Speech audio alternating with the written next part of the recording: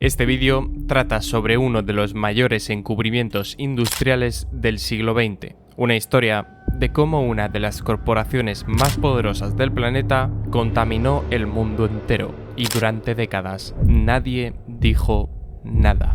Desde la sartén en la que cocinas cada día, los envases de tu comida y el agua que sale de tu grifo, todo ello podría contener un veneno invisible, un químico silencioso, pero implacable, uno que permanece en tu cuerpo durante años. Este compuesto no solo hizo multimillonaria a la empresa que lo fabricaba, también fue el causante de enfermedades devastadoras y la muerte de decenas de animales, como las vacas de un granjero que solo quería justicia. En este vídeo descubrirás qué son estos químicos, qué efectos tienen en tu cuerpo, por qué es tan difícil eliminarlos y, lo más importante, cómo puedes protegerte de ellos hoy.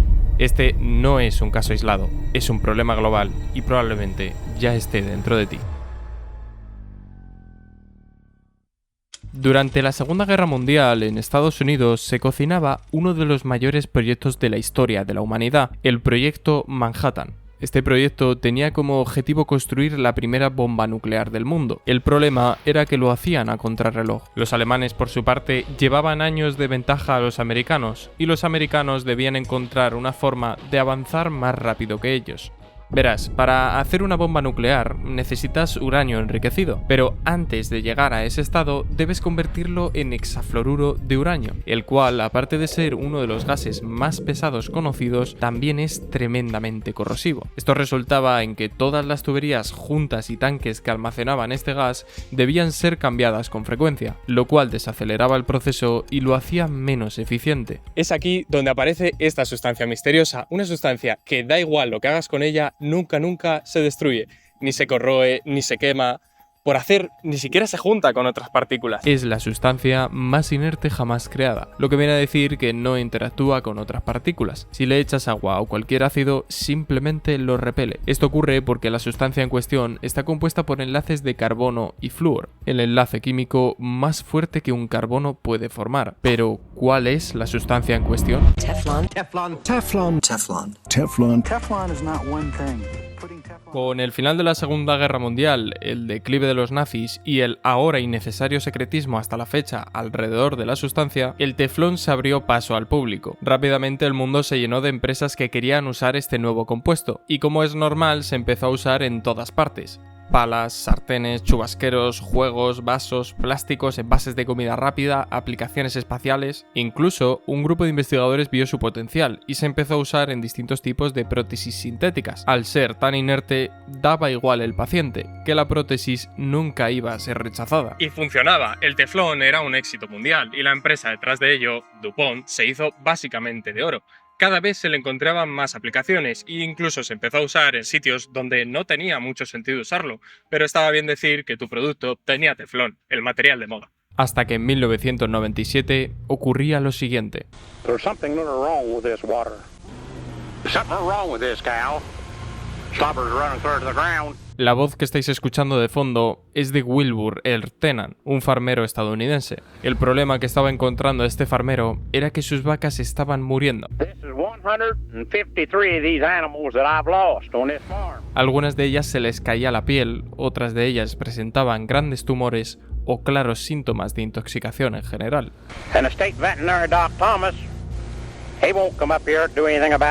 Y lo peor es que no había motivo aparente, solo esa espuma blanca que salía de las tuberías de las que bebían las vacas.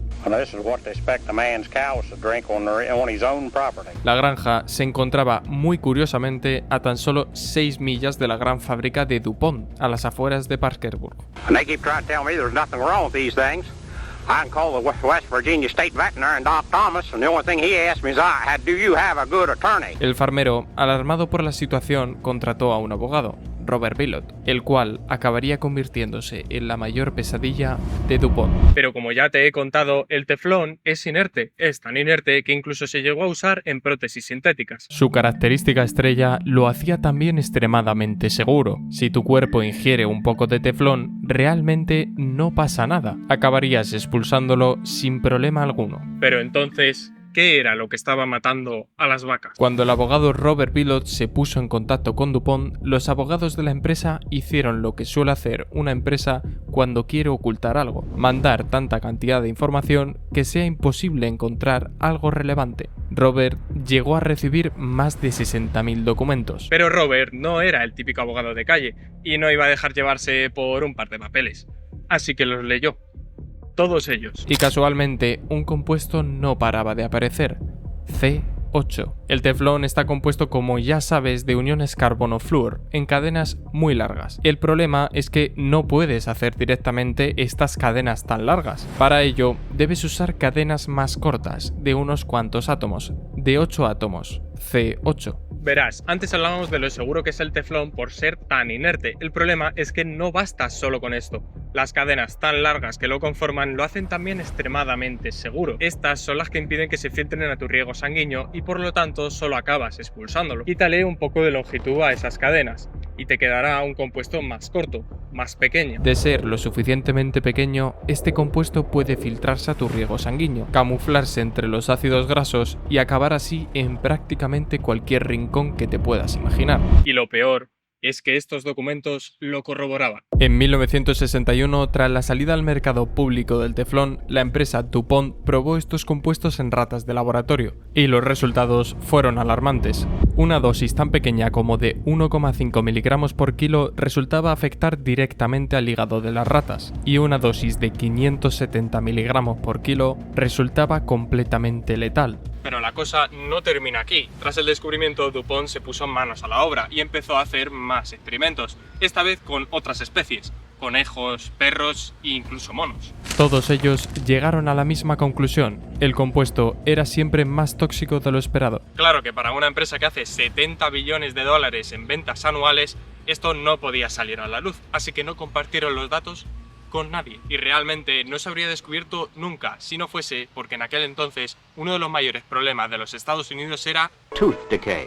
La solución que propuso el gobierno fue simple pero eficiente: añadir flúor orgánico al agua de todo el país. Pero la sorpresa se la llevaron cuando, al analizar ese mismo agua, se dieron cuenta de que no solo encontraban el flúor orgánico que habían puesto, sino que también encontraban moléculas de carbono-flúor. Tras seguirle la pista a estas moléculas, llegaron a la empresa 3M, una de las empresas que usaba el compuesto. Pero como era de esperar, esta empresa se limpió las manos, hasta que poco después investigaron la sangre de sus propios trabajadores y resultó que efectivamente este compuesto estaba presente en cantidades alarmantes en todos ellos. Cuando lo compartieron con DuPont, ellos hicieron lo mismo y una vez más llegaron al mismo resultado. Pero los jefes de estas empresas, personas que amasaban grandes sumas de dinero gracias a este compuesto, a pesar de todas las evidencias de sus efectos adversos, no quisieron parar la producción y siguieron a expensas del público.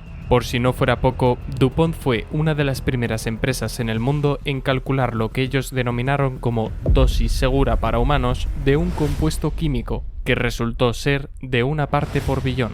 Más tarde, en el año 2000, investigadores hicieron análisis de sangre para miles de americanos alrededor de Estados Unidos. Resultó que la media estaba en torno a las 5 partes por billón, siendo el 100% positivos a este compuesto. Luego el problema no era solo de las pequeñas zonas locales cercanas a las fábricas, era de todos los Estados Unidos entero. Esto encendió las alarmas aún más y un gran grupo de investigadores se propuso analizar las muestras de sangre de los locales cercanos a las fábricas, pero esta vez añadiendo todo registro médico posible. Analizar tal cantidad de datos llevó 7 años, hasta que finalmente en 2013 un grupo de investigadores concluyó que el compuesto estaba directamente relacionado con enfermedades graves como problemas de tiroides, cáncer testicular y cáncer de riñón. Claro que todas estas muestras estaban solo medidas en gente que aún seguía viva, que no había muerto a causa de esta contaminación. La toxicidad del compuesto podía ser aún mayor. Tras los resultados públicos, DuPont fue demandada con $600 millones para personas afectadas por el químico. Pero la historia, como comprenderás, no acaba aquí. Tras el escándalo, DuPont separó su negocio químico en otra empresa llamada Chemours, la cual aceptó usar otro compuesto para fabricar el teflón y sus derivados. Pero, ¿qué compuesto usaron? Pues básicamente cogieron el C8, le quitaron 2 carbonos y pusieron un oxígeno en medio de la cadena, y lo llamaron GenX. La jugada era clara. Todos los estudios que había al respecto sobre la toxicidad de estos compuestos estaban relacionados con C8, no con GenX. Y a pesar de que era obvio que tenían los mismos efectos adversos, la EPA permitió usar este compuesto. Pero el problema es más grande de lo que piensas. DuPont o Chemours no era la única empresa fabricante de estos químicos, y obviamente no era la única empresa salpicada por el escándalo. Así que todas las empresas del mundo que lo usaban salieron con sus propias ideas de compuestos que sustituirían al C8. De hecho, todos estos compuestos ahora forman parte de una lista de más de 14.000, llamados PFAS. Pero este no es su único nombre. El problema de estos compuestos no es que sean altamente tóxicos. De hecho, no tendrían por qué ser un problema si pudiésemos eliminarlos.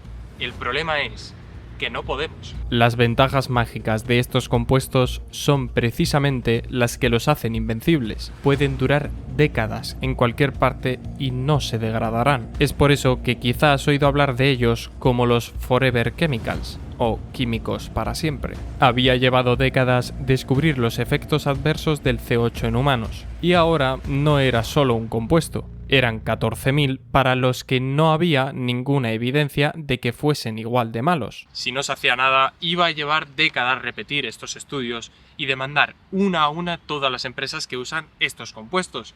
Y realmente no se ha hecho nada eficaz hasta el momento. En la Unión Europea, por ejemplo, conocida mundialmente por ser la más restrictiva con respecto a temas de contaminación, como por ejemplo obligar a juntar tapones con botellas, de momento solo hay leyes que prohíben la producción o el uso de PFAS en ciertos productos a partir de una cantidad que ellos establecen como segura. Aunque esto obviamente no es suficiente y es solo una medida temporal hasta que en 2026 entre en vigor la prohibición total del uso de PFAS dentro de la Unión Europea para ciertos productos. Recalco lo de ciertos productos. Y aunque tirases la sartén, te comprases ropa nueva y hicieses todo lo posible por no volver a comer comida rápida, daría realmente igual. Como ya sabes, estos químicos pueden vivir décadas sin descomponerse, y esta característica hace que se encuentren en cualquier sitio: el agua del grifo, el agua embotellada, el mar, en la tierra e incluso en el aire. Mientras tanto, es muy probable que la sartén de tu casa tenga teflón, tus zapatillas, tu ropa, los envases que usas, los envoltorios de la comida rápida. Algunas cosas, de hecho, ni siquiera se pueden hacer con otra cosa que no sea PFAS. Al menos de momento, como por ejemplo la espuma que usan los bomberos para extinguir incendios, o la propia ropa que los cubre de quemarse cuando luchan contra el fuego. No puedes evitar la exposición a estos químicos porque te rodean. Lo único que puedes hacer es reducir tu exposición a ellos y alejarse de aquellas cosas que tengan más. Por ejemplo, varias fuentes dictaminan que las sartenes con teflón no son muy peligrosas, mientras no las calientes por encima de 350 grados, aunque siempre es mejor usar sartenes de hierro fundido o acero. También se recomienda evitar comer comida rápida que venga en envases o papeles de plástico. Curiosamente, una de las comidas con más PFAS en partes por trillón son las palomitas de microondas. Y aunque una concentración de 5 partes por trillón puede sonar pequeño, ten en cuenta que estos compuestos se acumulan. Consumir un agua alto en partes por trillón de PFAS regularmente puede establecer tu nivel en sangre de PFAS en varias partes por billón. Afortunadamente, el agua del grifo, tal y como la conocemos, sí está regulada correctamente en la mayoría de países y no puede contener más de 4 partes por trillón para la mayoría de estos químicos. Para poner en perspectiva cómo de peligroso es este compuesto, la cantidad máxima de plomo permitida en el agua a día de hoy es de 100.000 partes por trillón, y para el cianuro, uno de los venenos más famosos, es de 200.000 partes por trillón. Eso no quiere decir que beber agua embotellada sea malo. Muchas compañías usan botellas PET de un solo uso que no deberían contener cantidades alarmantes de PFAS. Lo que está claro es que aunque la historia empezó con el final de la Segunda Guerra Mundial, a día de hoy seguimos luchando por hacer frente a estos químicos. y lo más probable es que sigamos haciéndolo. Y esto no solo es una historia de cómo un par de empresas han contaminado el mundo, es una clara evidencia de la gran hipocresía y poca humanidad que, por desgracia, muchos de los megarricos del mundo forman parte, de cómo el capitalismo extremo es capaz de convencer a un par de humanos para ganar dinero a costa de la vida de miles de personas. Yo soy Horizon y nos vemos en el próximo vídeo.